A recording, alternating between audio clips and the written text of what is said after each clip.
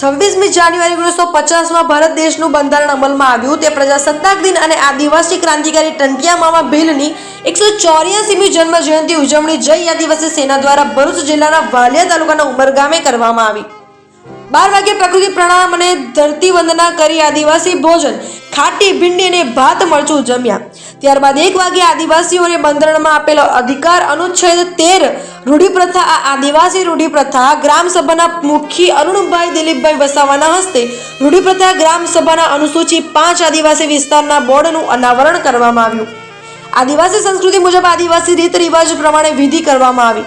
ત્યાં જઈ આદિવાસી સેનાના પ્રમુખ શ્રી હાર્દિકભાઈ મહેશભાઈ વસાવા તેમજ મોટી સંખ્યામાં આદિવાસી સૈનિકો અને ગ્રામજનો હાજર રહ્યા હતા. ત્યાંથી રેલી કાઢી ગ્રામમાં શેરીએ શેરી આદિવાસી ક્રાંતિકારી ટંટિયા મામા ભીલના ફોટાની પૂજા કરવામાં આવી. રેલીનું ફૂલો વધાવી સ્વાગત કરવામાં આવ્યું હતું.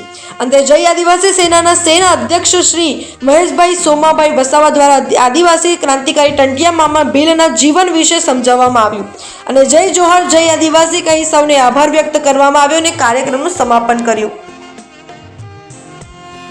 જય આદિવાસી આપણું જીવન ચલાવનાર ગુજરાતને નમસ્કાર.